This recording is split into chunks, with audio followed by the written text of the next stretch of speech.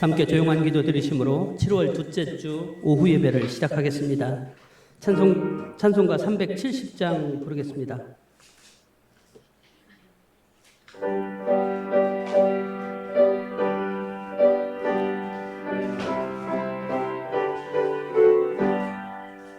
주 안에 있는 나에게 딴 근심이 있으랴. 십자가 밑에 나가 내 짐을 풀었네. 주님을 찬송하면서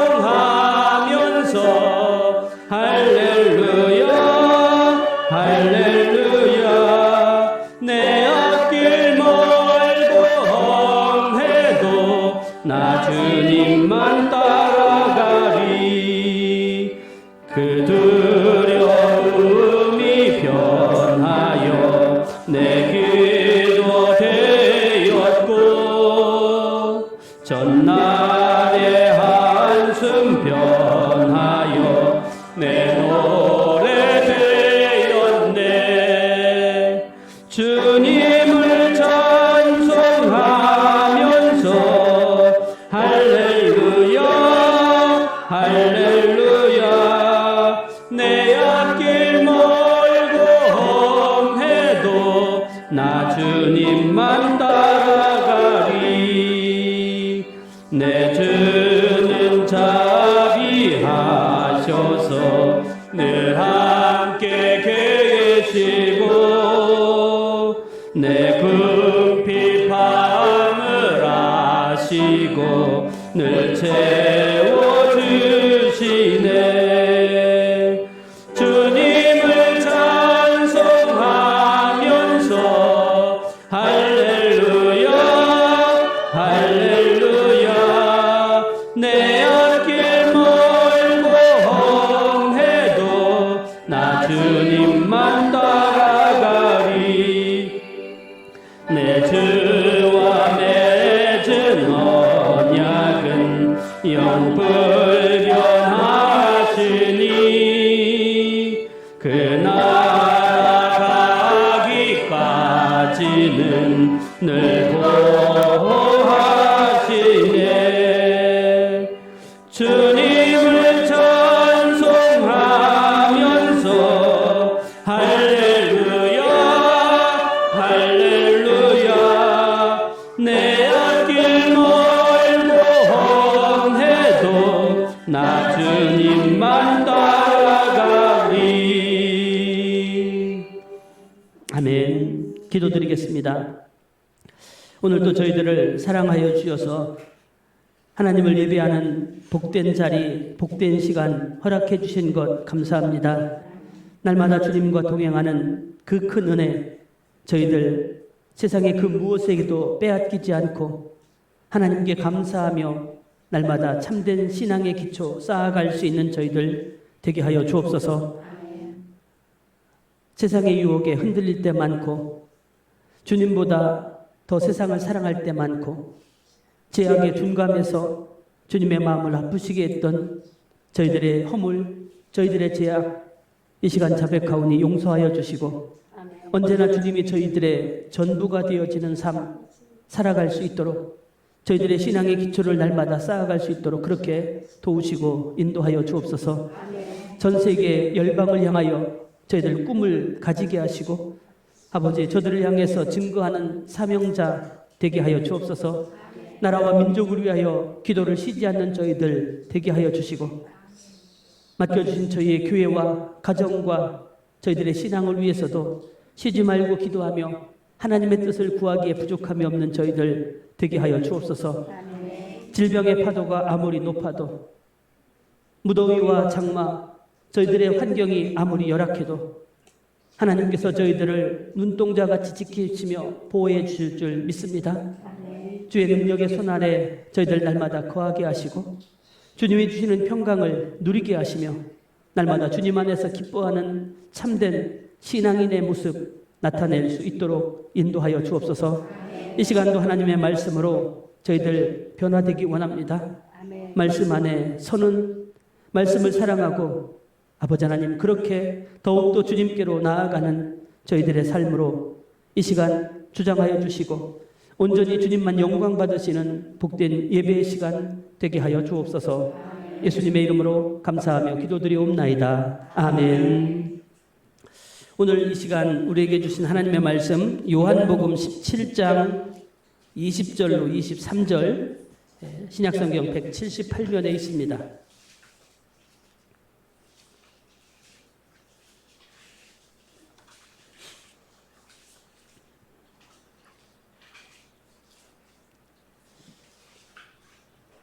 요한복음 17장 20절로 끝절까지 읽겠습니다. 26절까지 교독하겠습니다.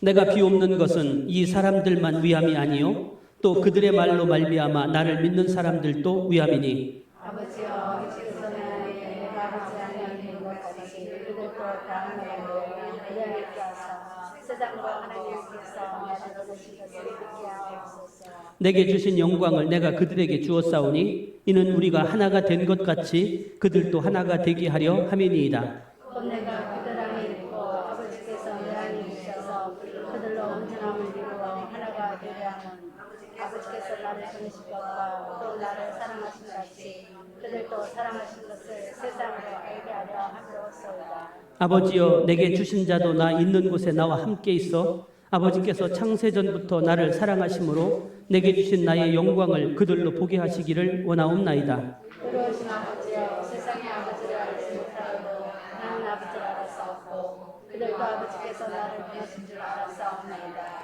내가 아버지의 이름을 그들에게 알게 하였고 또 알게 하리니 이는 나를 사랑하신 사랑이 그들 안에 있고 나도 그들 안에 있게 하려 함이니이다. 아멘. 고린도전서 2장 12절은 이렇게 말씀합니다. 우리가 세상의 영을 받지 아니하고 오직 하나님으로부터 온 영을 받았으니 이는 우리로 하여금 하나님께서 우리에게 은혜로 주신 것들을 알게 하려 하심이라. 성령이 임하면 내 삶에 주어진 모든 것에서 하나님의 은혜를 발견합니다. 이것은 신앙에 속한 것들만을 의미하진 않아요. 신앙이 아닌 것들, 우리의 삶에서 만나는 일상적인 것들도 하나님께서 이렇게 역사하셨구나, 은혜라 이렇게 깨닫게 돼요. 또한 성령이 임하면 오늘 내가 만나는 그 중에서도 특히 내게 허락하신 나와 친밀한 사람들이 하나님께서 은혜로 주신 선물이다라는 것을 알 수가 있게 됩니다. 교회에 오면 성도들이 다 하나같이 예뻐 보여져요. 나에게 신앙의 길을 걸으라고, 내 신앙에도 도움이 되고 다른 사람들의 신앙을 함께 걸어갈 수 있도록, 손잡고 갈 수 있도록 하나님께서 내게 은혜로 만나게 해주신 사람들이구나, 이런 마음이 들게 됩니다. 근데 이게 성령이 떠나가면요, 옆에 있는 성도들이 다 미워 보여요. 하는 행동도 다 고깝게 보여요. 이게 별거 아닌 것 같은데 참 중요한 포인트가 되어져요. 뿐만 아니라 교회를 대하는 생각도 달라집니다. 하나님께서 은혜로 주신 선물 중에 저는 가장 귀한 선물 중에 하나가 교회라고 생각합니다. 교회 안에만 들어올 때마다 초라한 건물이 아니라 이 안에서 하나님의 임재, 하나님이 나와 함께 하신 평안과 기쁨, 은혜를 맛봅니까? 아니면 불평과 원망이 듭니까? 은혜와 평강이 넘치는 교회다라는 생각이 들고 성전 안에 하나님의 영광이 이슬처럼 하늘로부터 내리고 있음을 보게 돼요. 이 은혜 체험한 사람은 이제 다윗이 시편 84편에서 하나님의 성전을 노래한 장면들이 그때서 이해가 되기 시작해요. 그렇지 않으면 저게 가능해? 이런 말이 나오는데 성전에 임한 교회를 통해서 우리에게 주신 은혜를 맛보면 이렇게까지도 고백할 수 있는 거죠. 시편 84편 10절에서 주의 궁정에서의 한 날이 다른 곳에서의 첫날보다 나은즉 악인의 장막에 사는 것보다 내 하나님의 성전 문지기로 있는 것이 좋사오니, 이런 고백까지도 할 수 있게 되는 거죠. 성령께서 우리의 마음을 새롭게 하시면 교회를 다니면서 살고 있다는 것, 이것이 얼마나 행복하고 감사한 일인지를 알아가게 되는 겁니다. 성령께서 역사하시는 수없이 많은 일들이 있어요. 우리의 삶 하나하나부터, 그리고 세계에 이루어지는 그 모든 일들도 성령께서 주관하시고 역사하셔요. 그런데 성령의 역사하시는 최종의 목적지는 교회다, 이렇게 말해도 지나친 것이 아니에요. 요한계시록을 보시면 마지막 때에 얼마나 많은 환난들이 있습니까? 자연이 다 파괴됩니다. 사람도 다 성품도 망가져. 뿐만 아니라 고통 중에 다 원망하고 그리고 난리를 쳐요. 그러한 시대가 올 때, 그때에도 끝까지 하나님에 대한 믿음을 지키며 사람에 대한 도리를 저버리지 않는 유일한 공동체가 있다면 그것은 바로 교회예요. 그리고 그 교회에 속한 사람들, 성도들 중에서 예수 그리스도의 피로 자기의 영혼을 씻은 사람들, 그렇게 표현해요. 마지막 때 믿음을 지키는 사람들, 그 사람들이 세상을 구원할 것이다, 이렇게 계시록에서 말씀하고 있어요. 교회 공동체가 오늘 우리가 보여지는, 지난주에도 지난주에도 말씀을 드렸었죠. 허술하고 그리고 또 완벽하지 않은 부분들이 참 많이 있어요. 그럼에도 불구하고 교회 공동체를 왜 하나님께서 사랑하시고 주님께서 왜 끝까지 붙들고 계시고 마지막까지 주님이 쓰시는 공동체가 될 수 있느냐는 바로 여기에 그 이유가 있다, 이렇게 말할 수 있습니다. 교회가 지닌 중요한 가치 중에 하나는 조금 전에 말씀드렸던 것처럼 영원성이에요. 영속성이다라고도 표현을 하거든요. 그러니까 처음 교회를 세울 때부터 마지막 때까지 그 주어진 사명이 한결같다. 그리고 주님께서는 한결같이 붙들고서 그 일을 이루어 가실 것이다 라는 얘기죠. 마지막까지 주님께서 쓰시는 공동체, 사용할 공동체가 바로 교회다라는 것을 의미하는 말입니다. 자, 그런데 이 교회가 영원하다, 이것에 비해서 우리들의 삶, 우리들의 신앙의 발자취는 어떠냐? 잠깐이에요. 교회는 영원하지만 우리는 하나님께로부터 부름받아 이 땅에 보내졌고, 그리고 여기서 구원함의 은총을 누려서 하나님의 맡겨진 사명을 감당하다 결국엔 세상을 떠날 거예요. 그러니까 그 영원한 것에, 하나님의 역사, 교회의 영원성에 비하면 우리의 인생은 잠시 잠깐이다, 이렇게 말할 수 있어요. 우리는 어쩌면 흔적도 없이 사라질 거예요. 자, 그러면 이 말씀을 우리가 오해하면 안 되는 것이, 우리는 잠깐이고 흔적도 없이 사라질 존재다, 이렇게 말하지만, 그러나 우리가 이 땅에서 주를 위해서, 주의 나라를 위해서, 맡겨진 사명을 위해서 헌신했던 그 과정들, 그 열정들까지 사라지는 것은 아니에요. 결국 교회 안에 녹아들 것이고 하나님의 나라를 세우고 하나님의 뜻을 이루는데 귀한 양분처럼 사용되어져서 그것이 결국에는 뿌리를 내리게 될 것이고, 그것이 하나님 나라의 열매를 맺는 일에 우리가 쓰임을 받게 될 것입니다. 우리 한 사람 한 사람보다 더 영원하고 가치 있는 것이 바로 교회라는 사실을 잊지 말아야 됩니다. 우리가 흔히 가정을 이루기 위해서, 즉 든든한 가정을 세우려면 한 3, 40년 열심히 투자하고 열심히 관리하면 그래도 가정이 반듯하게 세워질 수 있어요. 근데 교회는 그보다 훨씬 더 많은 시간을 투자를 해야 돼요. 진짜 하나님 앞에 쓰임 받을 수 있는 교회, 물론 잠깐 5년 만에 10년 만에 크게 부흥했다고 그것이 전부 다 교회의 온전한 모습을 나타내는 것은 아니에요. 참된 가치를 위해서 참된 교회의 사명을 감당하는 교회로 서려면 100여 년 또는 그 이상의 시간을 요구하기도 합니다.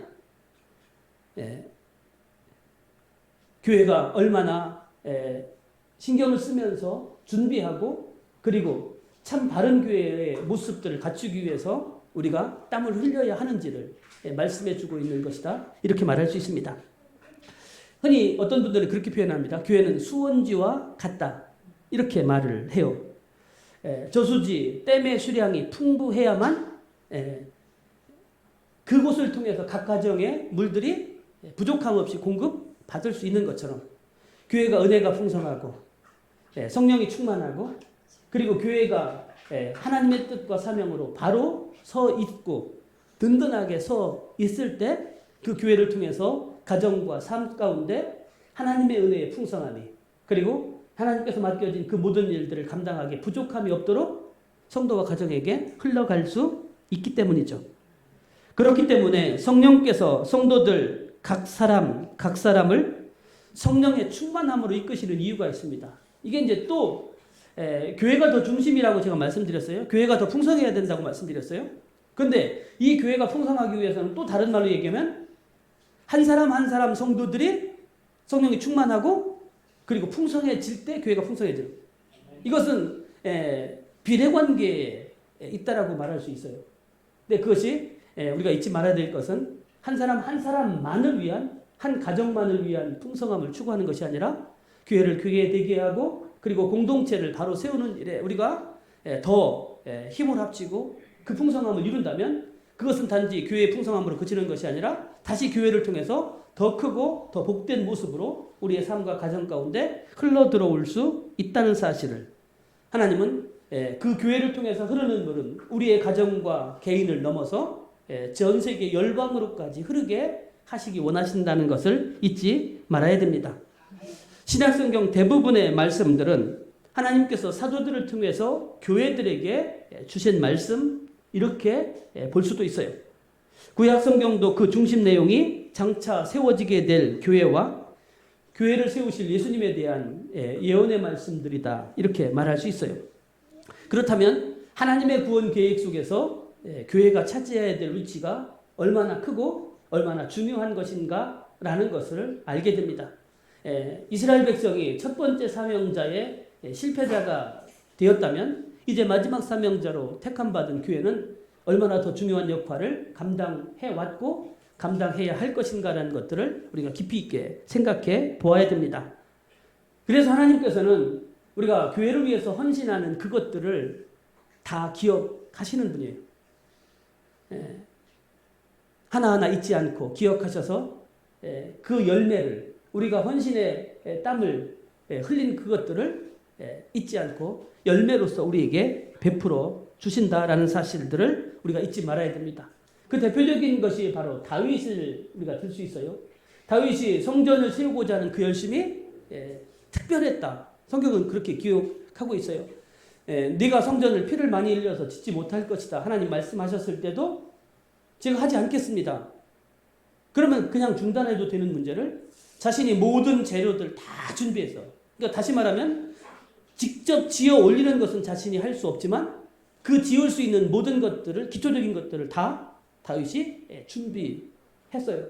하나님께서는 그것을 너무나 예쁘게 보셨어요. 그래서 하나님은 그에게 뭐라고 말씀하시냐면 내가 내 집을 세우고자 하기 때문에 나는 너의 집을 세워주겠다. 너의 자손에게서 왕이 끊어지지 않을 것이다. 그러니까 단순히 다윗은 하나님의 집을 세우려고 했는데 하나님은 다윗의 후손들 가정들의 집을 든든하게 세워주시겠다라고까지 약속하시는 장면을 우리가 너무나 잘 기억합니다. 성령은 교회를 위해서 역사합니다. 마지막 때의 환난과 박해와 타락과 재앙 중에서도 신실한 믿음을 지켜낼 성도들을 세우는 방향으로 성령은 역사하셨고 또 역사하실 것입니다. 그렇기 때문에 우리가 성령께서 역사하시는 그 줄기를 알아야 돼요. 방향을 알아야 돼요. 그 방향을 따라 우리가 나아가면 그것이 성령께 순종하는 것이고 주님의 뜻에 순종하는 것이 되기 때문입니다. 우리는 교회를 든든히 세우는 자가 되어야 합니다. 반대 방향으로 움직이는 것은 성령을 거역하는 것입니다. 다른 죄는 용서받을 수 있겠으나 성령을 거역하는 죄는 용서받을 수 없다고 주님은 교회를 세울 공동체, 그 공동체의 제자될 사람들에게 그렇게 말씀하셨어요. 다시 말하면 교회를 어떻게 세워가라? 성령께서 역사하시는 대로, 성령께서 움직이시는 방향대로 교회도 그렇게 따라가고 순종해야 될 것을 권면하시는 말씀이셨습니다. 내가 딛는 신앙의 한 걸음 한 걸음은 단순히 내 신앙의 한 걸음으로 그치는 것이 아니라 영원한 교회의 역사에 어떤 모습이든지 영향을 미칩니다. 그런데 우리는 좋게 영향을 미쳐야 될까요? 아니면 나쁘게 영향을 미쳐야 될까요?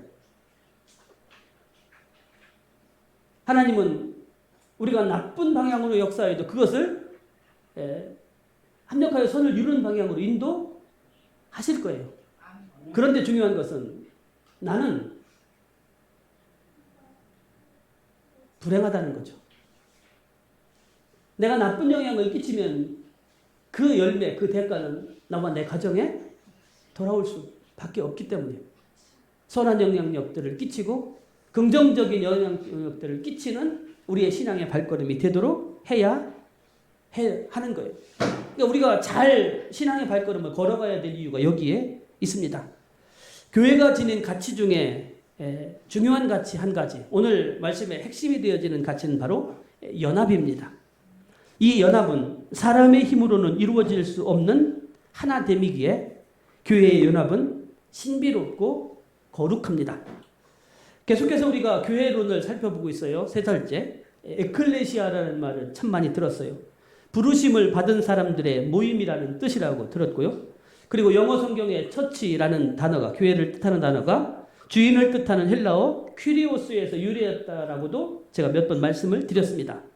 종합해 보면 교회는 주인 되시는 예수 그리스도를 위해 부르심을 받은 사람들의 모임이라고 말씀드렸어요. 그래서 오늘 바울은 교회를 가리켜서 예수 그리스도가 어떤 분이신지를 이 땅에 나타내는 그리스도의 몸이다, 주님의 몸이다 라고 말씀했습니다. 세상 사람들은 교인을 어떤 사람들을 말하죠? 교회 다니는 사람, 교회에 출석하는 사람들을 교인이다 이렇게 말해요. 그런데 그러면 교회가 먼저 있고 오고 가는 사람들, 이게 교인이에요. 근데 사도행전을 보면 그 순서가 바뀌었어요. 교회, 건물로서의 교회가 먼저 있었던 것이 아니라 성도로서 믿는 사람으로서의 교회, 이 무형적인 교회가 먼저 있었다라는 것을 말씀을 하고 있습니다. 복음을 믿고 주님의 부르심을 받은 사람들이 함께 신앙생활을 합니다. 그리고 그 위에 나중에 가정이 되어지고 그 위에 건물로서 되어지는 이런 순서를 따라가는 모습들을 보게 됩니다. 다시 말하면 예수를 믿는 사람들이 있지 않고서는, 그들이 먼저 있지 않고서는 교회가 시작되어지지 않았다. 믿는 자들이 먼저 교회의 시작을 알렸다. 이렇게 말할 수 있습니다. 다시 말하면 먼저 교인이 있었고 그 교인들로 인해서 교회 공동체가 세워졌다. 이렇게 말하는 것이죠. 교인으로서의 그들의 존재감이 얼마나 뚜렷했는지 건물이 없을 때조차도 저들은 주님을 모시고 살았고 주님이 어떤 분이신지를 나타내는 교회의 역할들을 감당할 수 있었어요. 바로 이들이 에클레시아요 처치라고 인정을 받았어요. 좀 전에 말씀드렸던 것처럼 주일날 교회에 오는 사람들을 교인이라고 또 부릅니다. 자, 그런데 우리는 본질적인 질문을 한번 해봐야 돼요. 그 사람들이 참 교인이다 이렇게 묻는다면 맞을까요? 초대교회와 단순 비교하는 것은 좀 어떻게 보면 맞지 않는다? 또는 어떤 분들은 참 불편하다 이렇게 생각할 수도 있어요. 초대교회 안에는요, 그 교인들 안에는 언제나 거룩한 일들, 하나님의 역사가 나타났어요. 근데 오늘날 주일날 교회 오는 사람들 안에서 이런 일들이 나타나고 있느냐? 이렇게 묻는다면 참 대답하기 쉽지가 않아요. 더 중요한 것은 내가 나를 교인이라 세상 사람들, 믿는 사람들이 서로가 서로를 교인이다라고 인정해 주는 것이 아니라 주님께서 나를 너는 교인이야? 너는 내 제자야? 이렇게 인정해 주실까? 라는 본질적인 질문을 드린다면 자신이 있습니까? 쉽지 않은 경우가 많아요. 우리는 적어도 지금이 아니라 당연히 지금도 필요하죠. 근데 마지막 주님의 심판대 앞에 섰을 때 내가 너를 모른다? 절대로 이 말은 들어서는 안 될 말이죠. 그렇다면 그동안 우리가 걸어왔던 신앙생활이 다 부정받는 거죠. 너는 교인으로서 내 제자로서의 삶을 사는 것이 아니었다라는 말과 같기 때문이죠. 그런데 주님은 분명히 말씀하시고 경고하셨어요. 그냥 왔다 갔다 하는 것만으로 참된 교인이 아니라는 거예요. 나더러 주여 주여 하는 자마다 다 천국에 들어가는 것이 아니요 내 아버지의 뜻대로 행하는 자라에 천국에 들어갈 것이다. 아주 분명하게 말씀하셨기 때문이에요. 우리는 제가 적어도 주님의 심판대 앞에 섰을 때 내가 너를 모른다 이 말은 듣지 말아야 된다겠어요? 그게 결국 최종적인 심판을 받는다는 말과 같기 때문이죠.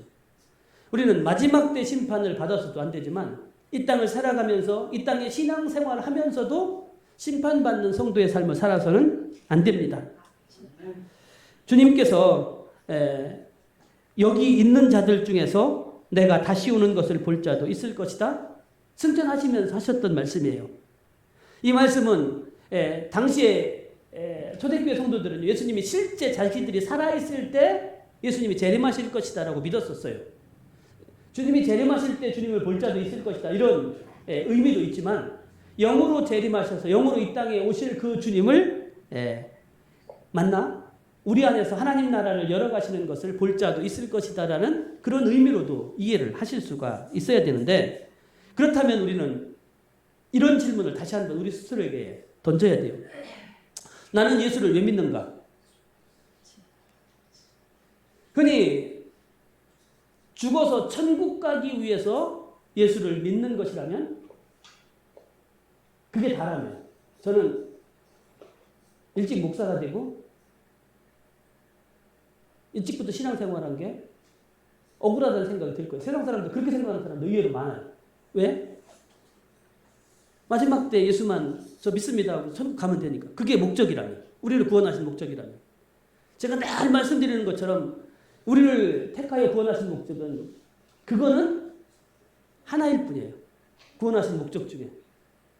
우리를 먼저 택하여 부르시고 우리로 하여금 세상보다도 더 주님만 의지하고 주님 기뻐하시는 신앙생활을 하게 하신 분명한 목적이 있으시다는 거죠.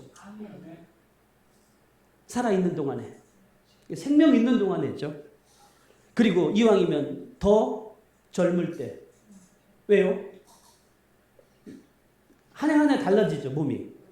하고 싶어도 몸이 안 따라서 못하는 경우들을 뭐 40, 50 넘어가면 다 느낄 거예요. 왜냐하면 더 할 수 있을 때 그때 일하라고. 내게 주신 젊음이 달란트가 경제력과 힘과 시간들이 있을 때 그때 더 일하라고. 주님께서는 우리에게 그 은혜를 베풀어 주셨고요. 그것을 빨리 깨달으라고. 다 나중에 깨닫는 분들이 있어요. 내가 그때 할 거를 하면 소용없잖아. 우리를 먼저 부르신 그 목적들이 우리가 분명히 있어지는 거죠. 이것은 우리의 힘만으로 되는 것이 아니에요.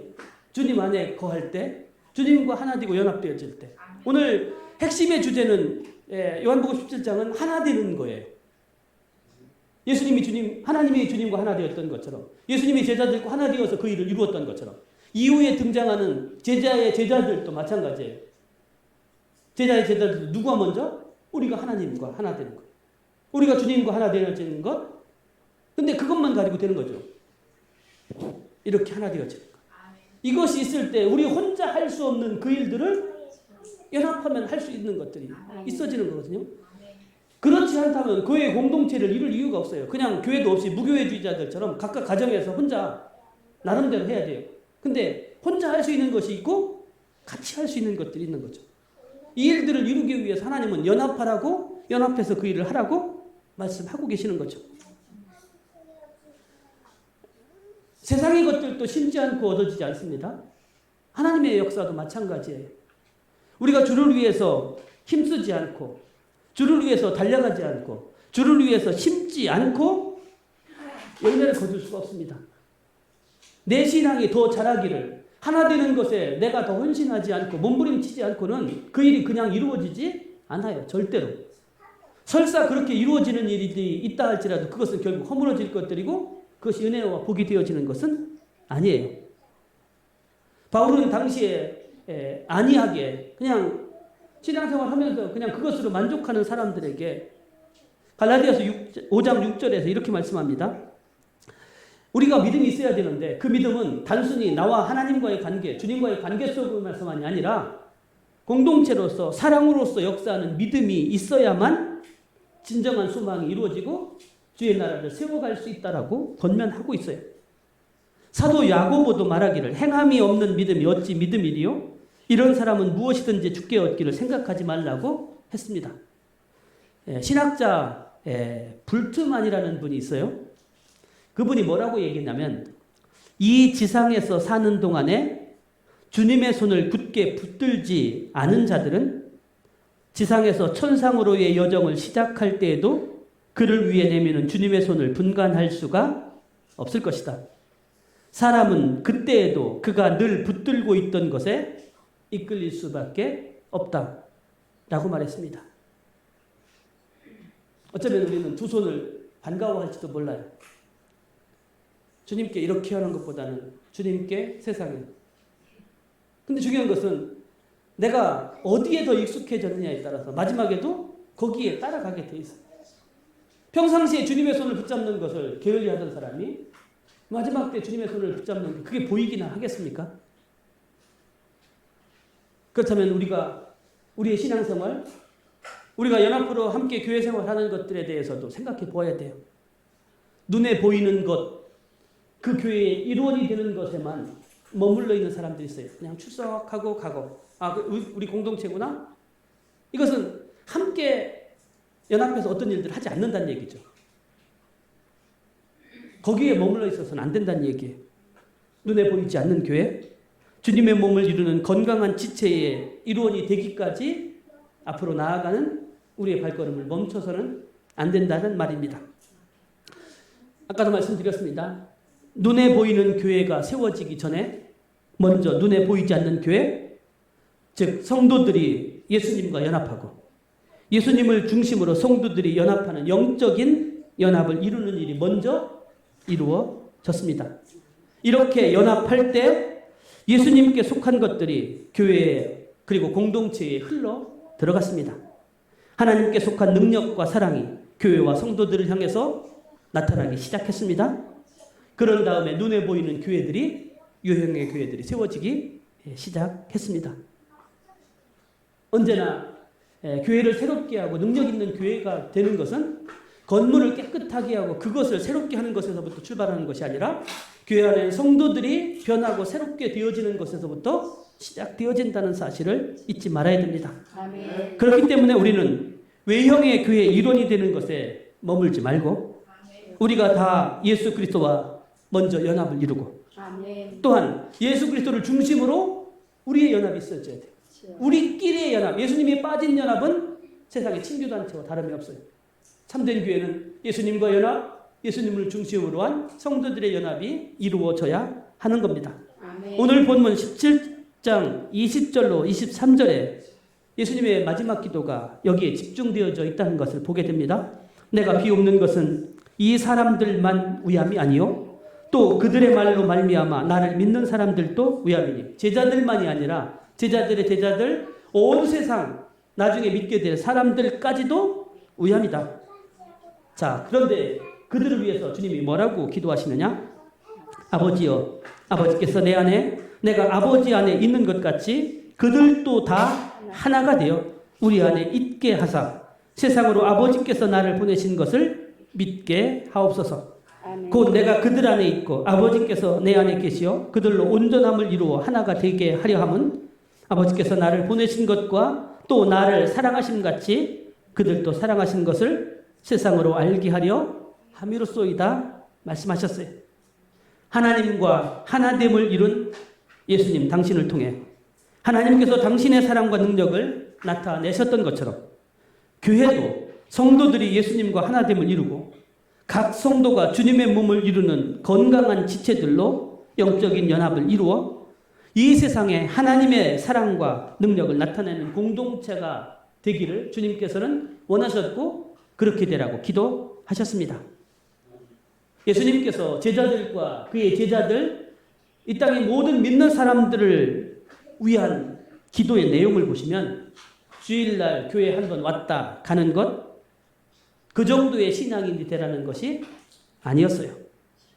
당신과 영적인 연합을 이루는 데까지 우리의 영혼이 자라기를 원하셨습니다. 아멘. 또한 우리가 예수님을 중심으로 영적인 연합을 이루기까지 진정한 교회로 세워지기를 그때만 기도하신 것이 아니라 현재 지금도 하나님의 보좌 우편에서 우리를 위해서 중보하고 계십니다. 몸의 각 지체가 머리의 지시를 따르지 않고 각각 따로 움직인다면 그 몸이 온전할까요? 우리의 몸에 하나의 피가 흐릅니다.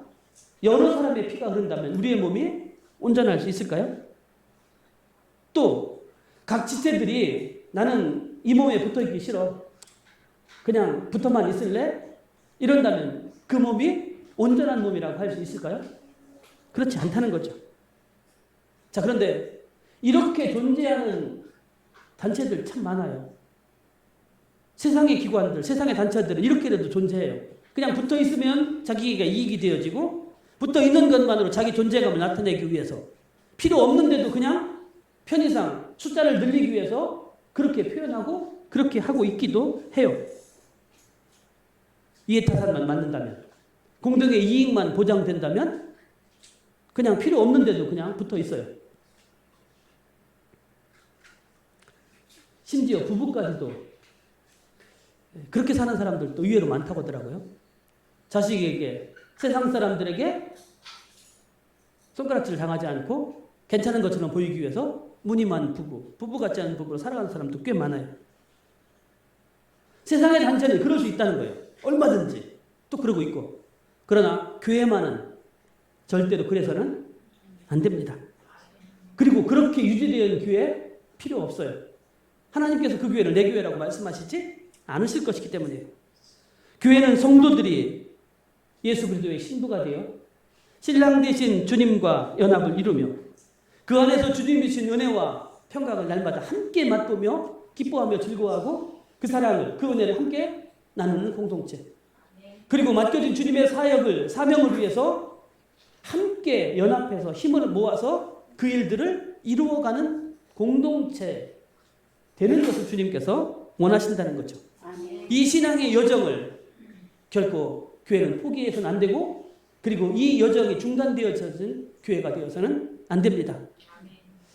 예수님은 두세 사람이 모인 곳에 내 이름으로 그곳에 모이기만 하면 나도 그들 중에 있을 것이라고 말씀하셨어요. 교회는 비록 그 인원이 적다 할지라도 그 작은 인원이라 할지라도 그들 안에 진정한 영적인 연합이 이루어진다면 그 교회는 성령이 충만합니다. 은혜가 충만합니다. 그리고 교회에 맡겨진 일들을 감당할 수 있을 것입니다. 큰 교회만큼 크고 화려한 것들은 모르지만 그러나 진정 주님이 원하시는 것을 작지만 이루어가는 교회가 될 수 있어요. 감리교회를 창설했던 요한 웨슬레 목사님께서 교단에 속한 교회들에게 이런 말씀을 하셨어요. 대단히 유명한 말이거든요. 나는 감리교회가 이 세상에서 사라지는 것을 두려워하지 않는다. 감리교회는 이 땅에 하나도 남아있지 않아도 난 그게 두려운 일이 아니다. 진짜 내가 두려워하는 것은 교회 안에서 하나님을 향한 열정이 사라져가는 것이다 말씀했어요. 행동하지 않는 단체, 공동체.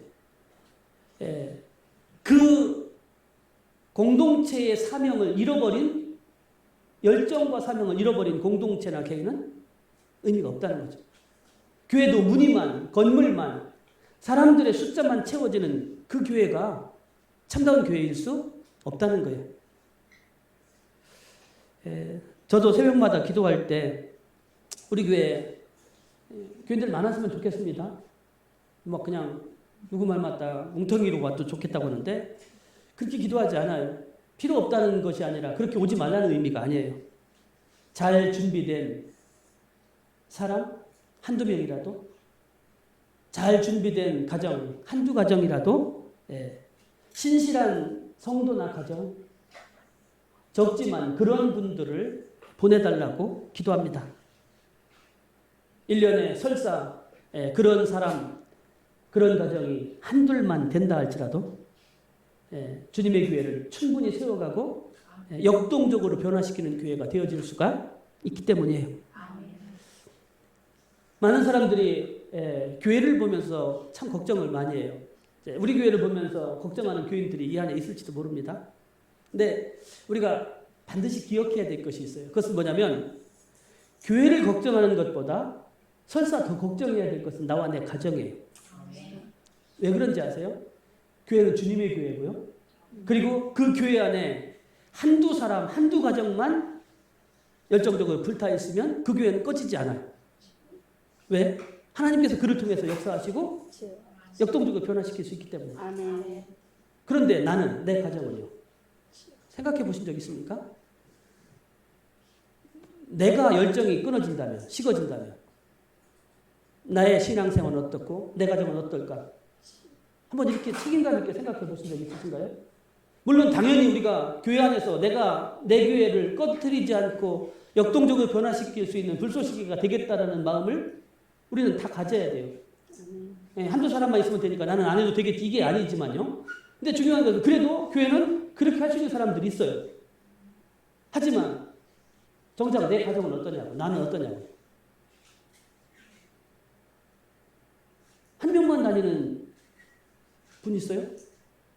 내 신앙의 열정이 꺼지면 내 가정 어떻게 돼요? 그러면 가정 전부가 신앙생활해요? 근데 내가 가장 그래도 더 열정적이고 뜨겁게 신앙생활 하는데 내 열정이 식으면요. 다른 사람의 열정? 말해 못해. 내가 끌어가고 내가 열정적으로 뜨거워도 다른 사람이 뜨뜻미지근한데. 이런 가정들이 우리 가정 속에 얼마나 많아요? 그런데 내가 그런 위기감, 그런 사명감 가지고 나와 내 가정을 위해서 기도합니까? 앞으로 힘써서 달려갑니까? 내가 내 가정을 지키는 마지막 보루인데, 내가 내 가정의 선교사인데, 내가 포기하고 내가 게을러지면 우리의 가정이 영적으로 침체되는데, 이런 마음이 내게 있습니까? 그 교회 마찬가지예요. 연륜이 오래됐다, 중직자다, 그리고 맡겨진 직분과 사명들이 있다는 것은요, 내가 교회를 불태우고 내가 교회의 열정을 일으키게 될 사명자야. 내가 하지 않으면 누가 하리? 이 마음이 내게 있어야 돼요. 그 사명이 없으면 다 같이 식어져 갈 수밖에 없어요. 아까 한두 가정만 있어도 제가 세워진다고 말씀드렸어요. 근데 중요한 것은요, 여러분들 모닥불을 피웠고 나무 가지를 만들어서 모닥불 피웠던 기억 나시죠? 근데 처음에는 한 10개, 20개 있을 때 한두 개 빼내도 별 표시가 안 나요. 그런데 서너 개 있는 데서 하나씩만 빼내도 어떻게 돼요?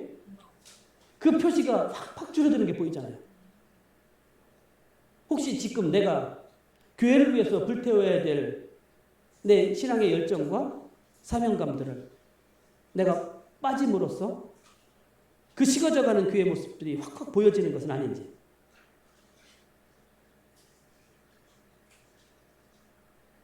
단순히 나만 하나 빠지면 된다고 생각했는데 그게 교회 안에 영향을 끼치는 것이 지대하게 여겨질 수도 있거든요.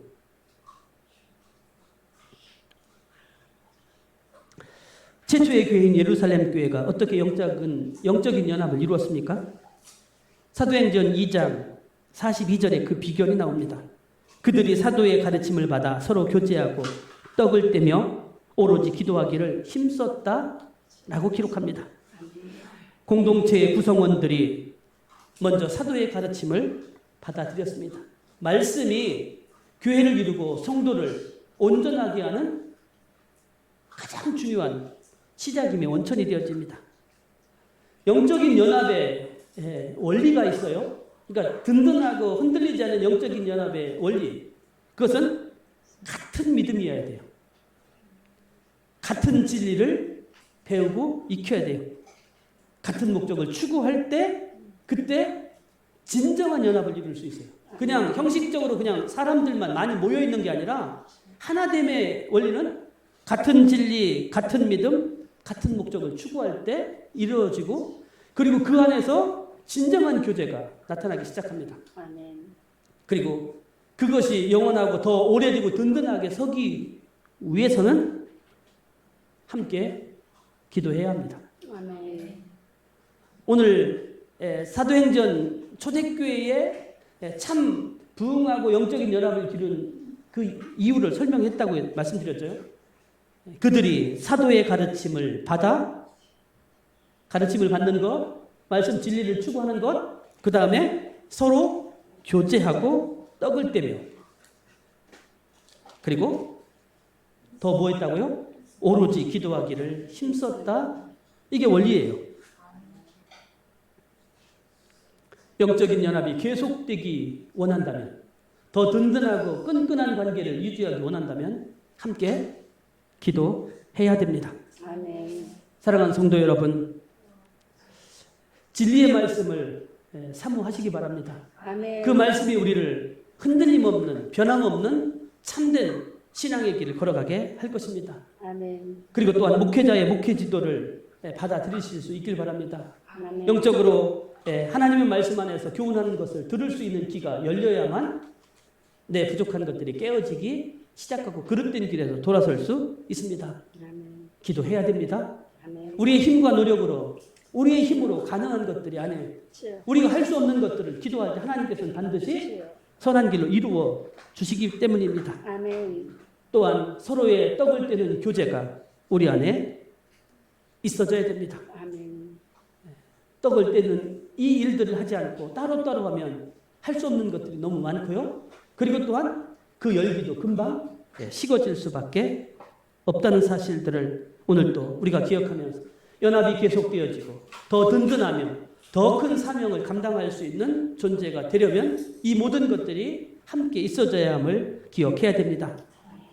사랑하는 여러분, 말씀 안에서 진리로 하나 되고 같은 목적을 두고 함께 기도하며 한 사랑으로 교제함으로써 영원하고 신비로운 연합을 이루는 선한 목자 교회, 저와 여러분들의 복된 삶 그리고 하나님이 기뻐하시는 교회가 되어 주의 영광을 드러내며 사명 감당하실 수 있는 저와 여러분들이 다 되시기를 주님의 이름으로 축원합니다.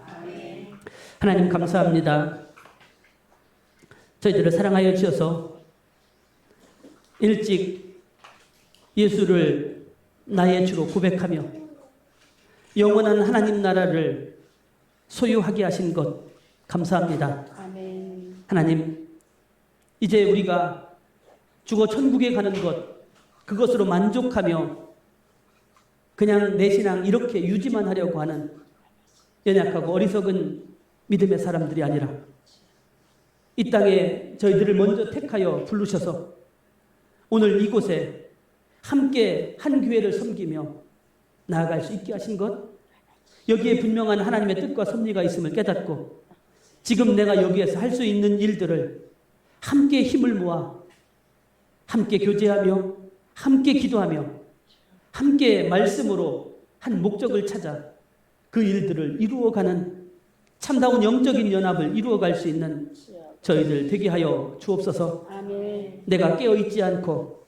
내가 사명 감당하지 않으면 먼저 내 신앙이 죽으며 내 가정의 신앙도 죽어갈 수밖에 없고 결국 교회까지도 연약해지게 만들 수밖에 없다는 사실을 기억하며 하나님, 내가 먼저 깨어나길 원합니다. 아멘. 내 신앙에 불을 붙이게 하여 주시사 아멘. 내 신앙이 살고 내 가정이 살고 아멘. 내 교회가 살아낼 수 있는 아멘. 그 사명자 다 될 수 있게 하여 주옵소서. 아멘.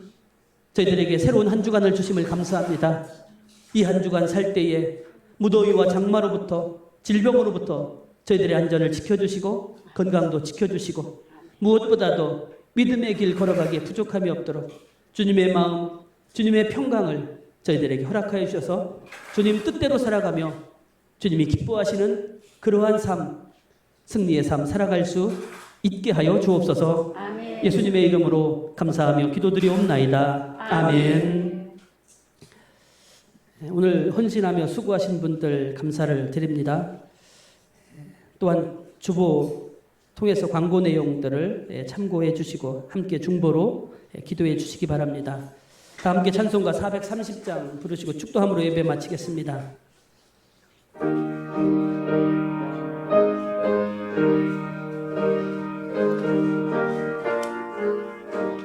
주와 같이 길 가는 것 즐거운 일 아닌가. 우리 주님 걸어가신 발자취를 밟겠네. 한 걸음 한 걸음 주 예수와 함께 날마다 날마다 우리 걸어가리.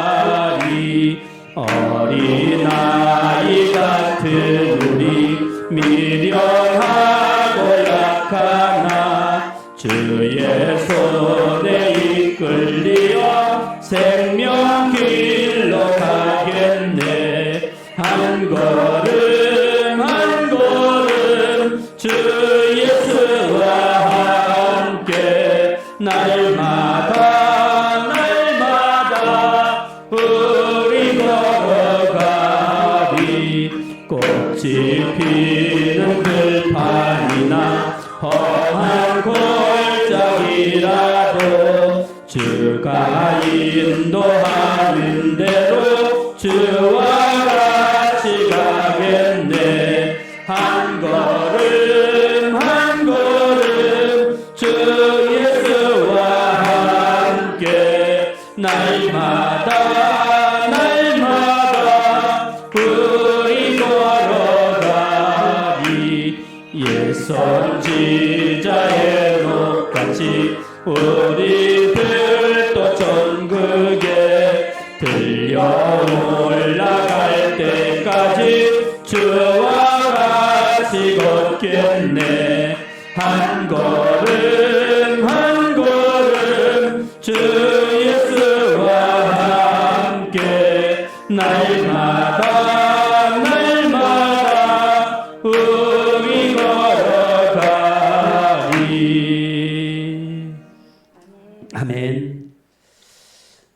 이제는 교회의 머리가 되시며 우리의 주인 되시는 예수 그리스도의 은혜와 독생자까지 아낌없이 주신 하나님 아버지의 무한하신 사랑하심과 연약한 내가 흔들릴 때마다 붙들어 주시는 성령님의 역사, 교통, 위로하심이 우리에게 영원한 신비의 가치로 허락해 주신 우리의 교회, 이 교회를 함께 연합하여 세워가며 함께 신앙의 불을 붙이고 함께 주의 사역을 감당하며 더 믿음이 성장하며 더 주님을 기쁘시게 하는 그 귀한 일에 아름답게 쓰임받는 삶과 가정 되기 원하는 선한 목자교회 모든 심령들 머리 위에 이제로부터 영원까지 함께 하옵시기를 축원하옵나이다. 아멘.